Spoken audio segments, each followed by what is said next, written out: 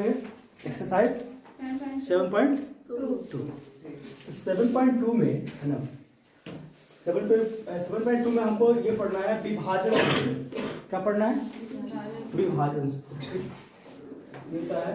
विभाजन सूत्र। तो ये विभाजन सूत्र का मतलब यहाँ से निकल के आ रहा है, यहाँ देखोगे विभाजन। विभाजन का मतलब क्या होता है? विभाजन। विभाजन का मतलब होता है विभाज्य करना, मतलब क्या होता है? बांटना। क्या होता है? विभाजन का मतलब होता है विभाज्य। विभाजन का मतलब क्या होता है? बांटना। तो किसको बांटेंगे? अगर हम लोग पढ़ रहे हैं कोऑर्डिनेट ज्योमेट्री यानी कि निर्देशांक ज्यामिति, यानी कि किसी प्लेन चीज को बांटना। किसको? किसी प्लेन चीज को बांटना। यानी प्लेन चीज पे कोई लाइन एक खींचा हुआ होगा, इस लाइन खींचा है, पहले हम लोग क्या पढ़ते थे? इसका दूरी कितना है कैसे निकालेंगे, है ना पढ़ते। अब हम लोग ये पढ़ेंगे कि इसका मतलब कि विभाजन कैसे कैसे किया जा सकता है। ठीक है, कैसे किया जा सकता है? एक देखिएगा, एक तो ये पूरा का पूरा लिया जा सकता है, पहला केस। सेकेंड केस है यानी कि बीच में अगर हम मान लिया कोई बिंदु डाल दिए, बीच में कोई बिंदु डाल दिए, तो ये दोनों को एक दूसरे को विभाज्य कर रहा है कि नहीं कर रहा है? कर रहा है। तो जो दोनों को विभाज्य करता है उसको क्या बोलते हैं? विभाजन बिंदु बोलते हैं। क्या बोलते हैं उसको? विभाजन बिंदु बोलते हैं, विभाजन बिंदु। ठीक है ना। चलिए, अब ये विभाजन बिंदु क्या कर रहा है? दोनों को बांट रहा है। ठीक है, अब यहाँ पे अगर हम बात करें तो या तो ये क्या करेगा? बीचों बीच, यानी एकदम जितना इधर उतना ही इधर, बीच में हम पॉइंट डाल सकते हैं। विभाजन बिंदु हम कहाँ डाल सकते हैं?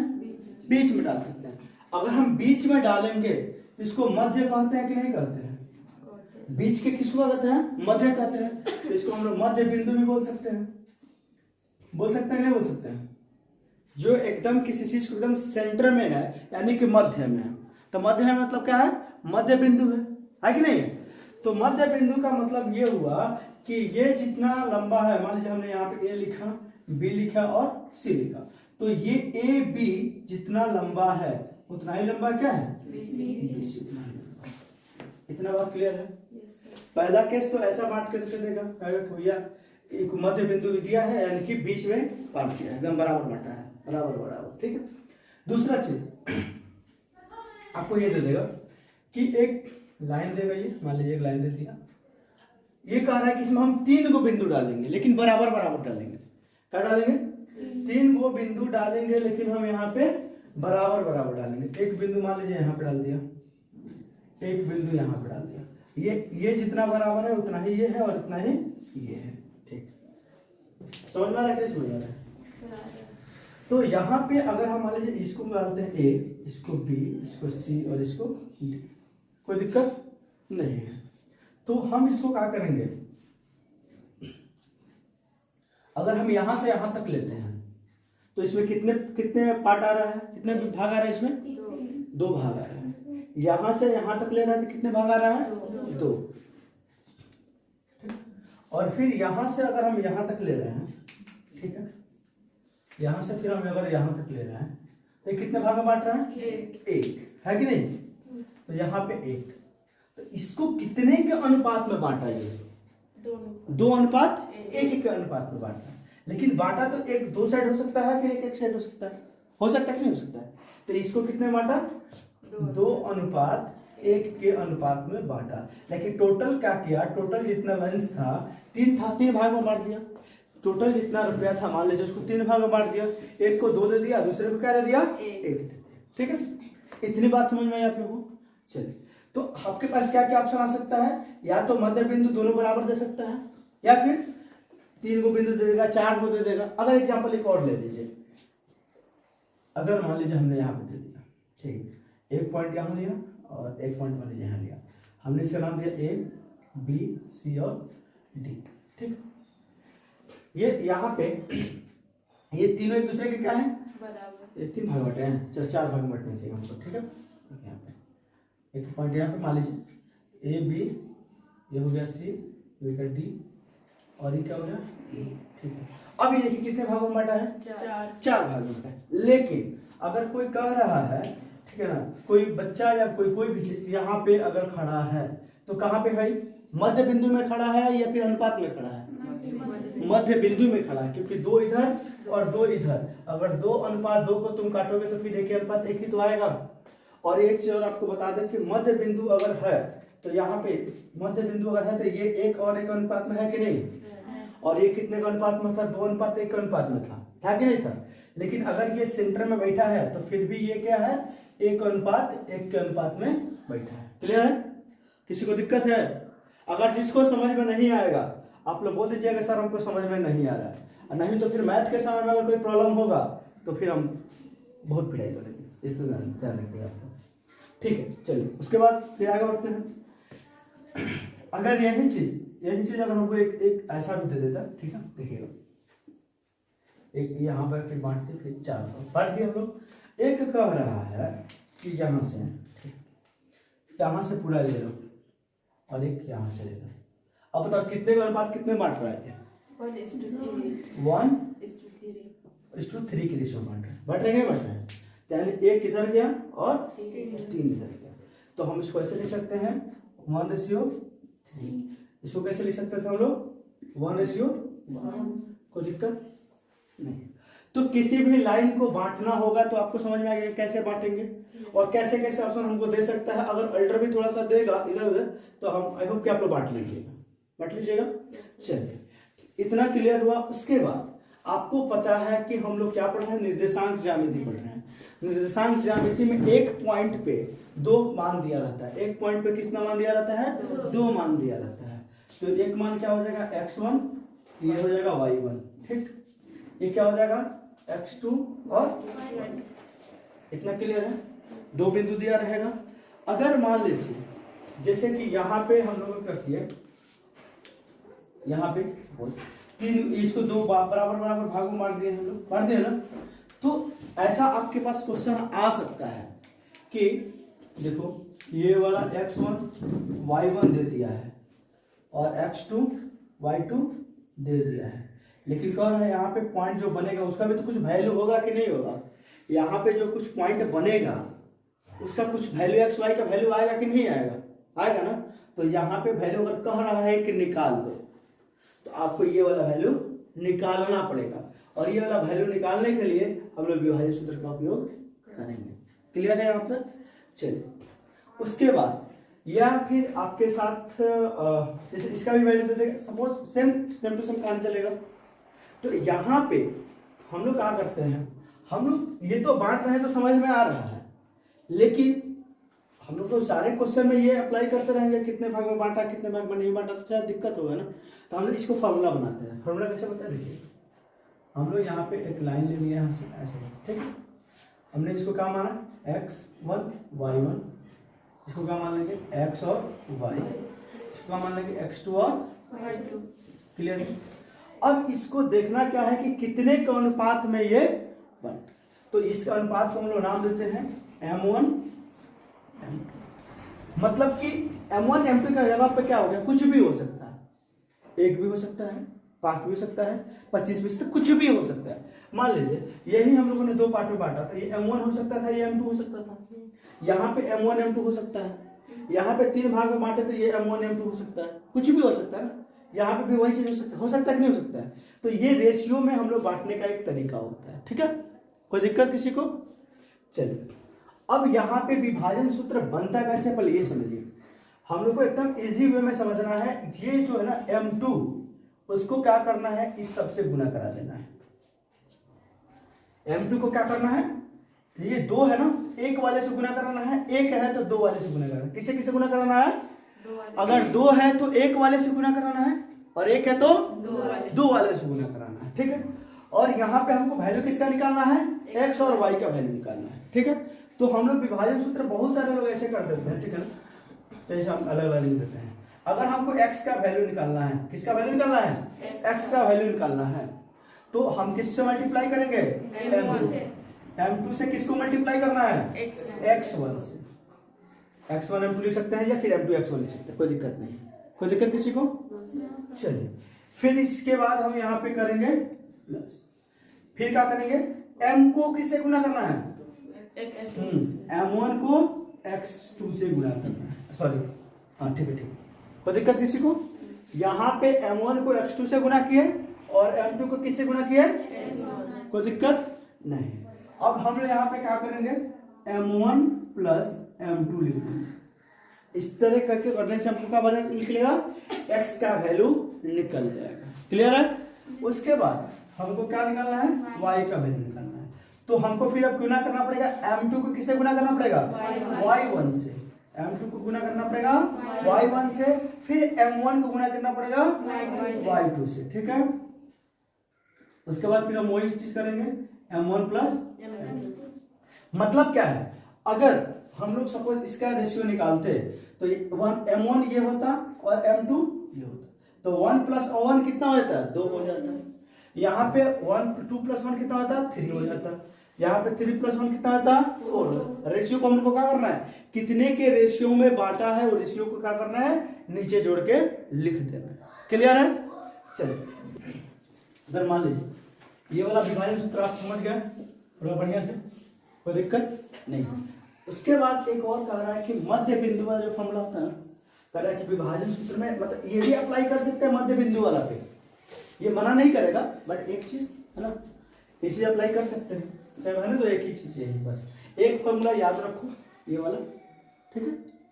और ये चीज आप लोग समझ गए, ठीक है। चलिए उसके बाद एक कह रहा है कि मध्य बिंदु वाला, मध्य बिंदु का जो विभाजन होता है, मध्य बिंदु मतलब एकदम सेम टू सेम रेशियो रहेगा, एक रेशियो के में बटेगा, कितना बटेगा, 1:1 में बटेगा। ठीक है। तो यहाँ पे हम लोग क्या करते हैं ना, x2 प्लस x1 बटा में क्या कर देंगे 2, किसका वैल्यू निकलना है, x। अगर मध्य बिंदु का अगर फॉर्मूला लगाना है, कोई कह रहा है कि मध्य बिंदु में बैठा हुआ है, मध्य बिंदु में दिया हुआ है, तो वहां पे x का वैल्यू निकालने के लिए x2 प्लस x1 बटा में 2। अगर y का वैल्यू निकालना हो तो क्या करेंगे, y2 प्लस y1 बटा में 2। बस ये फॉर्मूला याद रखिएगा मध्य बिंदु वाला। क्लियर है। एक अनुपात दिया रहेगा तो ये वाला फॉर्मूला अप्लाई कीजिएगा, और मध्य बिंदु कहेगा तो ये फॉर्मूला अप्लाई कीजिएगा। एक चीज और आपको देगा, बस कहेगा ये तो अनुपात में दिया रहेगा तो आप अप्लाई कीजिएगा।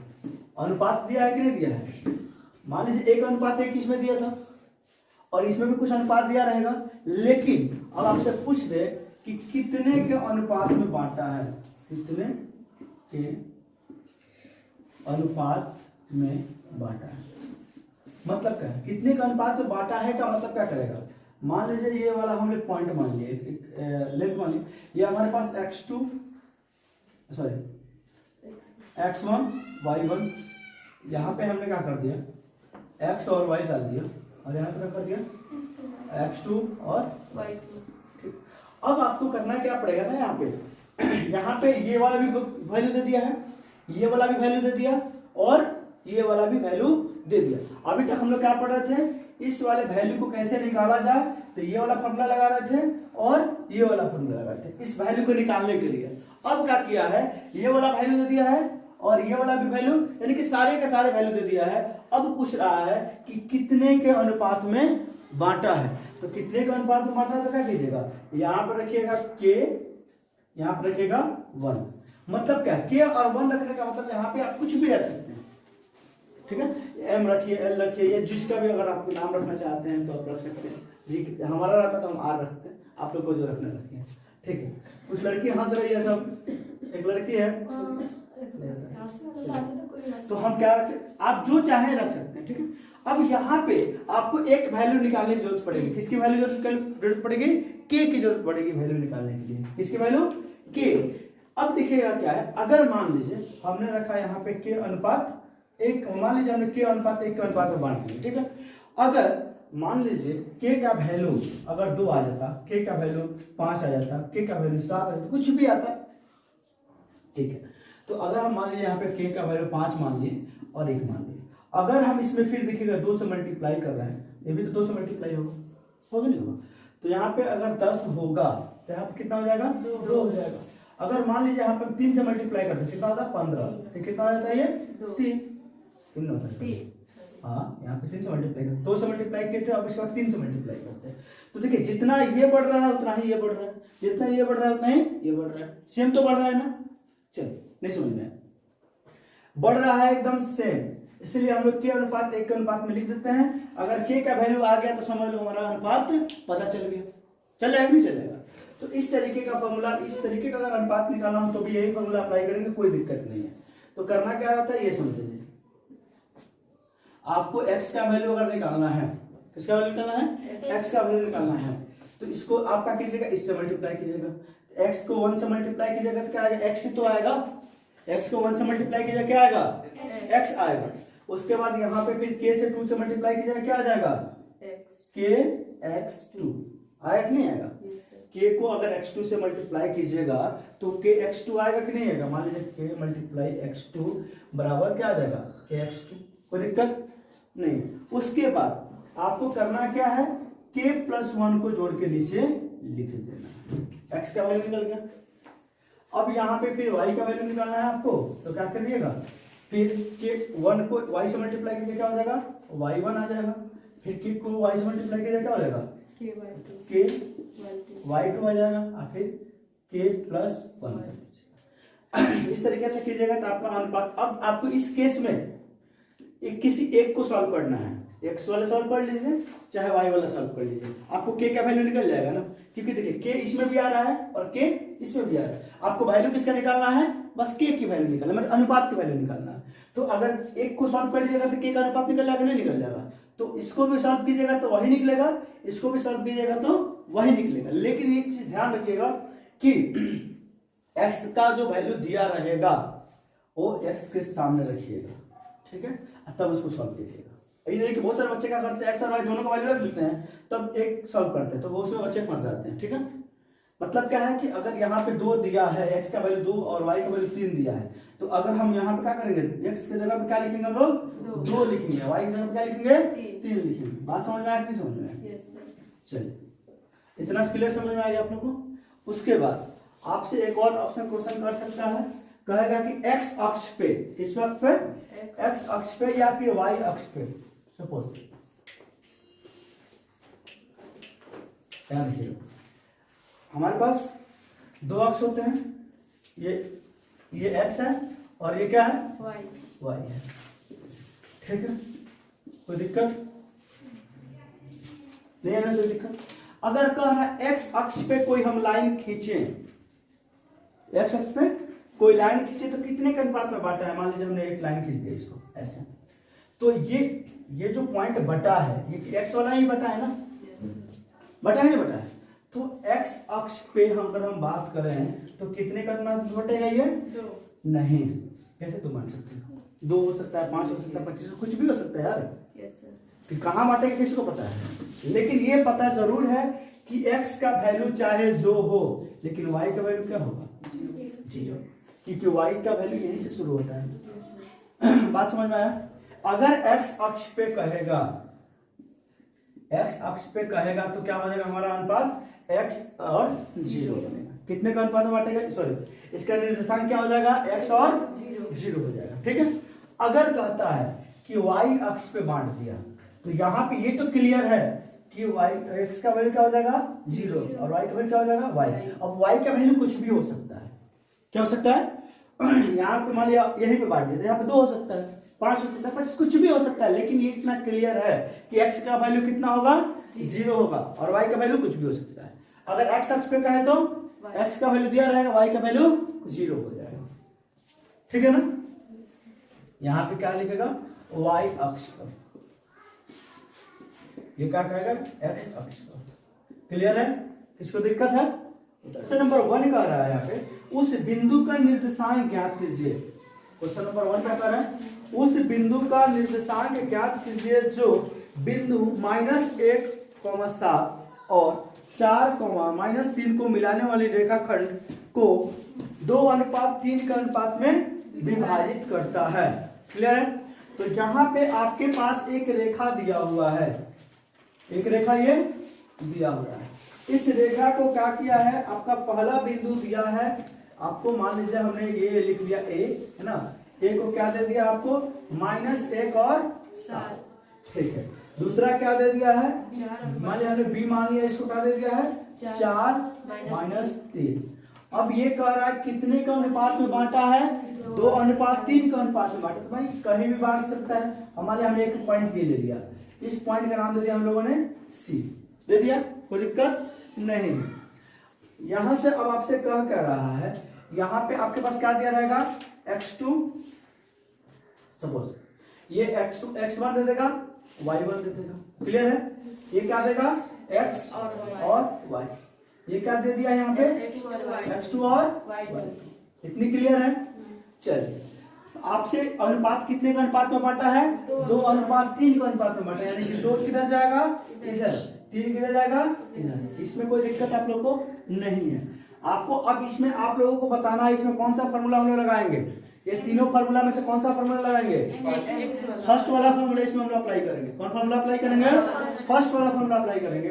तो यहाँ पे हमको करना कुछ नहीं है कि आपको पता है कि ये चाहे यहाँ पे एक बार फॉर्मूला लिख भी लीजिए, कोई दिक्कत नहीं है। हमको किसका वैल्यू पहले निकाल लेते हैं, x का। x का वैल्यू निकालने के लिए हम क्या लिखते हैं, m2x1 प्लस m1x2 बटा में क्या लिखते हैं, m1 प्लस m2, कोई दिक्कत नहीं है। फिर उसी तरीके से आप यहाँ पे y का वैल्यू लिख लीजिए। y का वैल्यू निकालने के लिए हमें क्या करना पड़ेगा, m2 y1 plus m1 y2 बटा में m1 प्लस m2, कोई दिक्कत किसी को अभी तक नहीं है। तो आप यहाँ पे लिखिएगा किसका वैल्यू निकालना है, इस x का वैल्यू निकालना है, इसका तो मान दिया ही नहीं है, नहीं ना दिया है। तो आप क्या कीजिएगा, m2 का वैल्यू कितना दिया, देखिए तो ये हमारा आपका m1 हो गया, ये हमारा क्या हो गया, m2 हो गया। तो m2 का वैल्यू कितना दिया है, 3 को किससे गुणा करना है, x को, x वाला कौन है, 1 है ना, -1 है ना। तो सीधे सीधे काम करो, x को किससे मल्टीप्लाई करो, सॉरी 3 को मल्टीप्लाई करो किससे, -1 से। तो 3 मल्टीप्लाई -1, कोई दिक्कत। फिर प्लस कर देंगे किससे, m1 से x2, यानी कि 2 से किससे गुना कर देंगे, 4 से। तो 2 गुने 4 बटा में क्या कर देंगे, 2 प्लस 3, ठीक है। अब देखिएगा इसको गुना करेंगे, इसे कितना आएगा, -3, इसको कितना करोगा तो 8 हो जाएगा, बहुत अच्छा। कितना हो जाएगा ये, 5। 8 में से 3 घटाइएगा कितना आएगा, 5 बटा में 5 से 5 घटा कितना बचा, 1, यानी x का वैल्यू कितना आ गया, कोई दिक्कत किसी को नहीं है। फिर से देखिएगा यहाँ पे y वाला वैल्यू निकाल सकते हैं हम लोग। y वाला वैल्यू निकालने के लिए आपको क्या करना पड़ेगा, फिर 3 को 7 से मल्टीप्लाई करना पड़ेगा, किससे मल्टीप्लाई करना पड़ेगा, 7 को 3 को 7 से बात देखी है, 3 को 7 से मल्टीप्लाई कर दीजिए, फिर प्लस, फिर क्या कीजिएगा, 2 को -3 से गुना करना पड़ेगा, 2 मल्टीप्लाई माइनस का 3, फिर 2 प्लस 3। इसमें किसी को डाउट नहीं है ना, समझ में आ रहा है ना, ठीक है ना। 7 त्रिका 21। और देखिएगा यहाँ पे हम काम कर सकते हैं, यहाँ पे प्लस में है और माइनस में, तो प्लस माइनस क्या हो जाएगा, माइनस। 3 दूना 6, ये कितना हो जाएगा, 5। तो 11 में से 6 गया तो कितना बचेगा, 5, कितना बच गया, 1। तो 5 3 15, यानी कि आपको y का वैल्यू कितना आ गया, 3। यानी कि ये निर्देशांक हमारा कितना मिल गया, 1 और 3। कोई दिक्कत किसी को समझ में आया कि नहीं समझ में आया। कह रहा है कि बिंदुओं 4, -1 और -2 माइनस है ना, -2, -3 को जोड़ने वाली रेखा को सम त्रिभाजित, क्या सम त्रिभाजित, ठीक है, करने वाले बिंदुओं के निर्देशांक ज्ञात कीजिए। करने वाले बिंदुओं को निर्देशांक ज्ञात कीजिए। पहला आपको मान लीजिए, हम सबसे पहले ये देख लीजिए, एक लाइन खींच दिया आपने, लाइन खींच दिए। इस लाइन का पहला निर्देशांक क्या दिया है, 4, -1, ठीक है। दूसरा निर्देशांक क्या दिया है, -2 और -3, ठीक है। को जोड़ने वाले का सम त्रिभाजक, सम त्रिभाजक का मतलब समझ रहे हो, नहीं समझ रहे हैं। सम का मतलब समान, और त्रि का मतलब 3, अब विभाजित का मतलब क्या होता है, भाग, यानी कि समान 3 भागों में बांटना। क्या बोला जाएगा, समान 3 भागों में बांटना सम त्रिभाजित बोला जाता है। इतना क्लियर है। तो 3 भागों में बांटने का मतलब क्या है, आप यहाँ देखिएगा 3 को पॉइंट में बांट देंगे, एक यहाँ लिख लेंगे, एक यहाँ लिख लेंगे, 1 और 2 और 3 भाग में बट गया कि नहीं बट गया, तीनों बराबर भागों में बटा। चलिए उसके बाद अब आपको क्या करना है, सम त्रिभाजक और क्या करना है, निर्देशांक करना। हाँ, सम त्रिभाजक वाले बिंदुओं का निर्देशांक निकालना है, यानी कि दो बिंदु यहाँ पे है ना, इस दोनों बिंदुओं को निर्देशांक आपको निकाल देना है। तो आप यहाँ पे देखिएगा x1 x2 y2। अब यहाँ देखिए, हम पहले इस वाले बिंदु को निकालने की कोशिश कर रहे हैं। पहला मान लिया हमने इसको a लिख दिया, इसको लिख दिया b, इसको c और इसको d। तो पहले हम किसको निकालने की कोशिश कर रहे हैं, c वाले बिंदु को कर रहे हैं। किसको, c निर्देशांक। तो c का निर्देशांक अगर हम निकालेंगे तो क्या हो जाएगा, x और y होगा। क्या होगा कि नहीं होगा, नहीं समझे, यहाँ पे x और y होगा कि नहीं होगा, होगा ना। तो अब देखिएगा, अगर हमने इसको रखा तो यहाँ पे हम क्या कर रहे हैं, c निर्देशांक x और y होगा। क्लियर। अब यहाँ पे कितने का अनुपात में बांट रहा है, देखिए तो अगर आप इस बिंदु को लेते हैं तो इधर देखिएगा 2 पार्ट है, इधर कितना है, 1 पार्ट है। तो 1 अनुपात 2 का अनुपात में बांट रहा है कि नहीं बांट रहा है। तो अनुपात आपको पता चल गया कि नहीं चल गया। तो अनुपात अगर आपको पता चल गया तो यहाँ पे किसका वैल्यू निकालना है आपको, x का वैल्यू निकालना है ना। x का वैल्यू निकालने के लिए क्या करना पड़ेगा, काम कीजिए, इसको मिटा देते हैं थोड़ा सा फिलहाल के लिए, ठीक है। तो हम लोग 2 ऊपर लिख देते हैं और 1 ऊपर, ठीक है, कोई दिक्कत नहीं। अब हमको कितना करना है, 2 से किसको गुना करना है, 4 से। तो 2 गुने 4 बटा में क्या कर देंगे, सॉरी 2 गुने 4 और प्लस में क्या कर देंगे, 1 गुने -2। कोई दिक्कत, 1 प्लस 2। चलिए आए बात समझ। उसके बाद आप फिर किसको निकालते हैं, y को निकाल लेते हैं, ठीक है। तो y को निकालेंगे, कैसे निकलेगा, फिर 2 का किससे गुना करेंगे, -1 को, हो गया, प्लस फिर किससे गुना करेंगे, यहाँ पे 2 से कितने, 1 से किससे गुना करेंगे, -3 से, 1 गुने -3 और कितना हो जाएगा, 1 प्लस 2। कोई दिक्कत नहीं। तो आप इसको गुना कीजिएगा ना, तो 4 गुना 8, अब प्लस और माइनस क्या हो जाएगा, माइनस, कितना हो जाएगा, 2 और 1 3। 8 में से 2 घटेगा तो कितना हुआ, 6 बटा 3 घटेगा कितना आएगा, 2। यानी x का वैल्यू कितना आ गया यहाँ पे, 2। ठीक है, चलिए ये फिर इसका हम लोग करेंगे 2 में 1 से गुना करेंगे। पहले ही काम देखिए, अगर कहीं माइनस है तो पहले साइन को गुना कीजिएगा। पहले अगर कहीं माइनस है तो पहले उसका जो साइन दिया है उसको गुना कर लीजिए। तो यहाँ पे क्या है, प्लस है, यहाँ पे क्या है, माइनस है। तो प्लस माइनस क्या हो जाएगा, माइनस। 2 में 1 से गुना कीजिएगा 2 और यहाँ पे प्लस है, यहाँ पे माइनस है, क्या हो जाएगा, माइनस। 3 है कम 3, ये कितना हो जाएगा, 3। ठीक है ना, तो 3 है 2 5, 5 बटा 3 गलती कर रहा है, लग रहा है ना। आंसर एक होगा वहाँ पे, कहाँ पे, M1 है ना y वाला में, M1 into x। यहाँ पे अगर हम गुना करेंगे ना तो 2 से गुना करेंगे, सही है सर, ऐसा सही है, -5/3। हाँ ठीक है, 5/2 3, हाँ सही तो है। ठीक, चलिए ये बात क्लियर हो गया। एक निर्देशांक आपका निकल गया, एक निर्देशांक कितना निकला, 2, -5/3 निकल गया ना। अब हम ये अब क्या करेंगे, ये वाला पॉइंट को निकालेंगे। फिलहाल हम इसको फिर मिटा देते हैं, ठीक है। अब हम इसको भी मिटा दिए, हमने एक पॉइंट निकाल लिया, सी वाला निकल गया ना, तो उसको मिटा दीजिए, कोई दिक्कत नहीं। आप कहिएगा कि सर हम लोग तो कॉपी पे बनाएंगे, तो कॉपी पे कैसे मिटाएंगे, तो मत मिटाइएगा, दोबारा लाइन खींच लीजिएगा, एक और खींच लीजिएगा, कोई दिक्कत नहीं है। देखिएगा, और नहीं तो उसी पे बना लीजिएगा, कोई दिक्कत नहीं होगा। फिर उसी पे क्या कीजिएगा, इसको ब्रैकेट करके इसको मान लीजिएगा, कोई दिक्कत नहीं। चलिए फिर हम क्या करते हैं, इस वाले ABC कर लिए, तो यहाँ पे हम रखते हैं D का निर्देशांक हमको ज्ञात करना है। D का निर्देशांक क्या हो जाएगा, x और y। फिर वही चीज अप्लाई करना है जो हम अभी हमने किया था। तो अब देखिए एक चीज बदल गया, क्या बदला, अनुपात हमारा बदल गया। अब इधर देखिए 2 को छट गया, इधर कितना हो गया, 1 हो गया। तो अब कितना बढ़ गया हमारा, 2:1। हाँ यहाँ पे अब इसको बता दीजिए 2:1। सबसे बेहतर होगा कि अगर इस तरह का क्वेश्चन देगा तो आप 2 लाइन खींचिएगा, एक लाइन पे एक को सॉल्व कीजिएगा, एक लाइन पे एक को सॉल्व कीजिएगा, कोई दिक्कत नहीं है, ठीक है। चलिए अब इसको अगर हम D का निर्देशांक निकालते हैं, किसका, x और y निकालते हैं, तो क्या होगा, पहले हम x का वैल्यू निकाल लेते हैं। x का वैल्यू निकालने के लिए क्या करना पड़ेगा हमको, फिर इससे गुना करना पड़ेगा, इससे 4।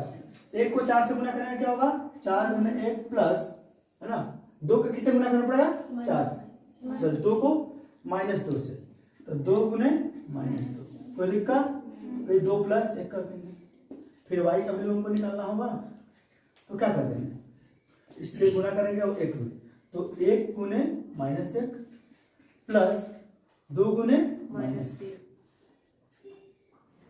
कोई दिक्कत है आप लोगों को समझ में आ रहा है कि नहीं समझ में आ रहा है आ रहा है ना चलिए यहाँ पर हम क्या करेंगे 2 सर 2 प्लस 1 कर आइए 4 में 1 से गुना करेंगे कितना होगा 4 और यहाँ देखिएगा ये प्लस में है ये माइनस में है तो प्लस माइनस माइनस कितना हो जाएगा ये 4 नीचे में आएगा 3 ये देखिएगा इसको प्लस में है ये माइनस में है तो क्या हो जाएगा तो पहले ये सॉल्व कर लेते हैं पहले सॉल्व कर लेते हैं ठीक है 4 में से 4 गया तो क्या आया 0 को 3 से डिवाइड कीजिएगा क्या आएगा 0 ही आएगा क्लियर है कोई दिक्कत किसी को नहीं है उसके बाद इसको गुना कर लेते हैं 1 को 1 से गुना करेंगे तो -1 हो जाएगा यहाँ पे प्लस और माइनस है कितना जाएगा माइनस जाएगा 3 दूना 6 कितना हो जाएगा 3 तो -6 और -1 तो कितना जाएगा -7 और कितना 3 यानी कि डी वाला निशान कितना निकल गया 0 और -7/3 कोई दिक्कत किसी को समझ में आया कि नहीं समझ में आया उतार लीजिए